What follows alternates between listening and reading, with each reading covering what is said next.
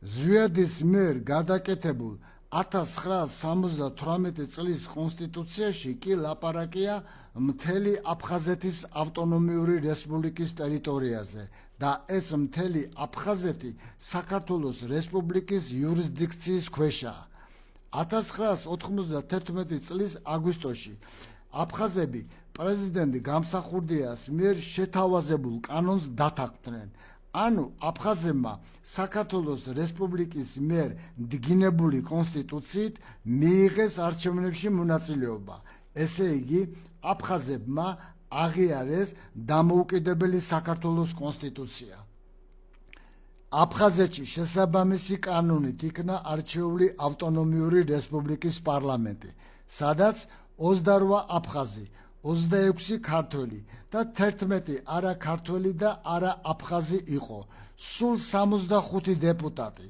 კანონის მიხედვით, აფხაზეთის ავტონომიური რესპუბლიკა შეძლებდა ხმების 2/3, ანუ 53 ხმის მოგროვებით საქართველოს იურისდიქციიდან გასვლას, რაც შეუძლებელი იყო. ამასთანავე, ძალოვან პოსტებზე ქართველები იყვნენ დანიშნულები. შარახვეტია უცოდინარი პუჩისტები კი ამ კანონს აპარტაიდულს ეძახდნენ. რაც შეეხება სამაჩაბლოს, 1990 წლის სექტემბერში, ჯერ კიდევ საბჭოთა საქართველოს დროს, ოსმა კომუნისტებმა თვითნებურად ავტონომიური ოლქის სტატუსი გააუქმეს და სამხრეთ ოსეთის რესპუბლიკა გამოაცხადეს.